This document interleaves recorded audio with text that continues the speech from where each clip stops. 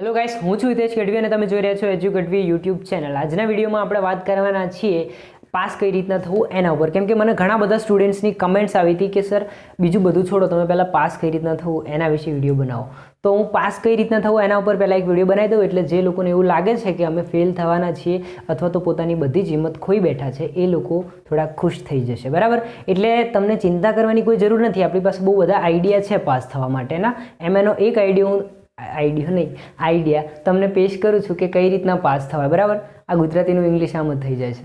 તો કઈ રીતના પાસ થવાય ફિઝિક્સની અંદર એના વિશે વાત કરીએ. કેમ કે મને ફિઝિક્સનો એટલો એક્સપિરિયન્સ છે કે કોઈ પણ સ્ટુડન્ટને પાસ કરવાની કેપેસિટી ધરાવું છું. એટલે કઈ રીતના એ પાસ થઈ શકે છે એ વિશેની વાત કરીએ તો હું અત્યારે એવા સ્ટુડન્ટની વાત કરીશ.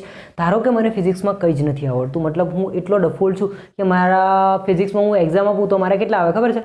20 જેટલા માર્ક્સ આવે. બરાબર? 100માંથી 20 જેટલા માર્ક્સ આવે. એટલે મને ના તો MCQ આવડે છે અને ના તો થિયરી આવડે છે. તો હવે હું શું કરીશ? પોઈન્ટ હું એક્ઝામ્પલ મારું લઉં છું. હવે હું શું કરીશ? તો પહેલાં હું શું કરીશ? ધ્યાનથી વિચારજો. પહેલાં હું શું કરીશ? તો પહેલાં આપણે આજે મેં એક પેપર ચેક કર્યું. મેં આજે એક પેપર લીધું માર્ચ 2020નું. તો માર્ચ 2020 જ હતી ને ભાઈ? હા, મેં માર્ચ 2020 હતી એનું પેપર મેં લઈ લીધું અને ચેક કર્યું આખું. તો આખું પેપર NCERT લેવલનું હતું, એટલે કે જે બુક્સ છે નવી આવી આપણી એનું પેપર હતું. તો એ પેપર મેં લીધું, એની અંદર મેક્સિમમ ક્વેશ્ચન્સ જોયા જ 50 મેં ચેક કર્યા કે આ ક્વેશ્ચન ક્યાંથી પૂછાય છે. તો આ ક્વેશ્ચન જે હતા ને, સાચું કહું છું, આ ક્વેશ્ચન જે હતા ને એ આપણી જે જૂની બુક હતી લગભગ 2019ની 18ની એની અંદર પૂછાતા હતા. તો એની અંદર જે સ્વાધ્યાયના MCQ હતા એ સ્વાધ્યાયના MCQ જોતો ગયો અને આ પેપર જોતો ગયો માર્ચ 2020નું. આ પેપરની અંદર જે પહેલા ક્વેશ્ચન્સ હતા એ બેઠા ક્વેશ્ચન હતા. એની અંદર પાછું બીજો એક વાત ગુડ ન્યૂઝ આપું તમને કે રકમ પણ ચેન્જ નથી કરી. એટલે હું શું કરીશ કે હવે જે માર્ચ 2020નું જે પેપર છે એને લઈને આપણે સોલ્વ કરવાનો ટ્રાય કરીશ કે ભાઈ આ જે છે એ 2019 વાળી બુકની અંદર, કેમ કે 2019ની બુકની અંદર બધા બેઠા MCQ પાછળ આપી દીધા છે. તો એ બેઠા MCQ જે છે એને હું ટ્રાય કરીશ કે જેટલા મેક્સિમમ હું MCQ તૈયાર કરી શકું છું, જેટલી મારી કેપેસિટી છે એનાથી 10-15 વધારે જ કરીશ. કેમ કે આપણી કેપેસિટીથી આપણે થોડુંક આગળ કરવાનો ટ્રાય કરવાનો. બરાબર?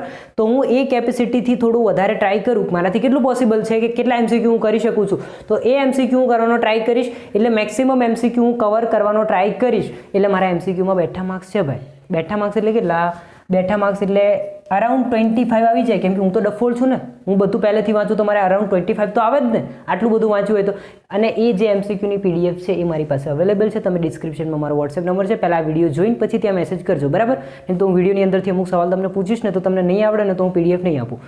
પહેલાં આ વિડીયો જુઓ, પછી એ જે 25 MCQ તમને કઈ રીતના લાવવા, જો હું ડફોળ હોય તો પણ હું કઈ રીતના લાવું, તો એ PDF તમને સોલ્વ કરવાની છે. ના થાય તો એની અંદર ટોટલ MCQની સંખ્યા છે 280. 280માંથી જો આપણને 25 પૂછાતા હોય ને અમને આવડતા હોય, પૂછાવાનો તો ભાઈ 40+ છે, ખાલી મને 25 આવડી જાય ને તો હું પાસ થઈ જાઉં. બરાબર?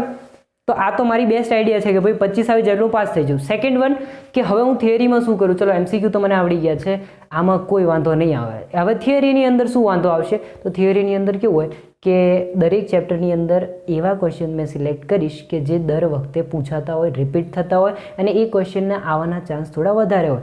જો એ પ્રશ્ન મને પહેલી નજરે ખતરનાક લાગે છે અથવા તો પહેલી નજરમાં એવું લાગે છે કે આ તો સારું આખી લાઈફમાં મને નહીં આવડે, હું આખી લાઈફ વાંચ કરીશ ને તો પણ નહીં આવડે, આવડશે. એ જ પ્રશ્ન તમને આવડશે જો તમે એને 3 વખત શાંતિથી જોશો.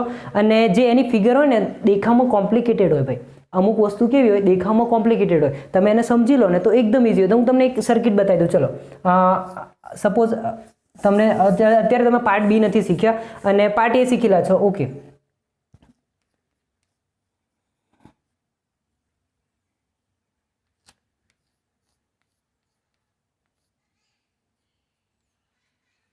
આની આ સર્કિટ જો તમને એક 10th વાળા સ્ટુડન્ટને આપી દેવામાં આવે તો એ થોડું ગેઇન કરશે, પણ આ જે શું છે એને નહીં ખબર પડે. એટલે આ જે છે એ એને નહીં ખબર પડે કારણ કે એ શીખ્યો નથી અને એના નજરમાં પહેલું હશે કે આ તો દોરડા દોરી દીધા છે, આમ કંઈક વાંકું ચૂકું થાય છે, બસ. એટલે એણે જાણ્યું નથી કે આ વસ્તુ શું છે. જો તમે એ વસ્તુને જાણશો કે આ વસ્તુ આ છે તો તમને ઇઝીલી ખબર પડી જશે અને હું તમારી પૂરેપૂરી હેલ્પ કરીશ. જે કઈ વસ્તુ તમને ના સમજાતી હોય MCQની અંદર, જો તમે કહેતા હોય તો એ બધા MCQનું અહીંયા સ્ટાર્ટિંગ કરીને બધા MCQ તમને અહીંયા સોલ્વ કરીને બતાવું, પછી તમને 110% ખબર પડશે. એટલે ત્યાંથી તમે પાસ આરામથી થઈ જશો. પ્લસ ફિઝિક્સની અંદર પાર્ટ B ની અંદર શું કરવાનું, તો મેં એવી લિસ્ટ તૈયાર કરવા જઈ રહ્યો છું જેની અંદર એવરેજ 3 ક્વેશ્ચન આ કાઢીશ અને 3માંથી મેક્સિમમ એક ક્વેશ્ચન બોર્ડની અંદર આવે. એ બોર્ડની અંદર આવતો એક ક્વેશ્ચન એવા આપણા 14 ચેપ્ટર છે, 14માંથી જો ભાગ્યે તમને ગેરંટી સાથે તો 6-7 તો આવી જ શકે છે, પણ ભાગ્યે તમને 8-9 આવા તેવા ક્વેશ્ચન્સ આવી જાય અને તમે એ 3માંથી જો કરેલા હોય, તમારી પાસે તૈયારી કરી હોય જેમ મેં કીધું એમ, અને તમને આવડી જાય તો તમારું લક કહેવાય. અને લક ના કહેવાય ભાઈ, આપણી મહેનત કહેવાય, લક ના કહેવાય. તો એ ક્વેશ્ચન આવડી જાય તો તમારું પેપર ઇઝી થઈ જ જવાનું છે અને તમે પાસ થઈ જવાનું છો. એટલે હું ત્યાં સુધી શ્યોર છું કે જે 3 ક્વેશ્ચન 14 ચેપ્ટર છે તો 14 તરી 28 ક્વેશ્ચન છે. 28 પણ તમને એવું લાગતું મને 28 નથી કરવા સાહેબ, આપણી જોડે એટલો બધો ટાઈમ જ નથી. જો તમે એવું મને કહેશો તો હું તમને આપીશ 20 ક્વેશ્ચન. તમે કહેશો ના 20 નથી કરવા તો 10 ક્વેશ્ચન, એટલીસ્ટ 10 ક્વેશ્ચન તમને કરવા જ પડશે. પછી પબજીના અંતે બધું રમવાનો ટાઈમ છે આપણી જોડે. પણ પહેલાં જો આમ થોડું થતું હોય કે ચલો પાસ તો થવું જ છે કોઈ પણ હાલતમાં, તો તમે એ જે હું કહું એટલું તો કરવું જ પડશે. ફર્સ્ટ ઓફ ઓલ આ જે પીડીએફ છે 280 MCQsની, તો એ પીડીએફ મારા વોટ્સએપ નંબર પર તમે મેસેજ કરશો. પીડીએફ એ હું તમને અવેલેબલ કરાવી દઈશ વિથિન 1 hour, એટલે 1 કલાકની.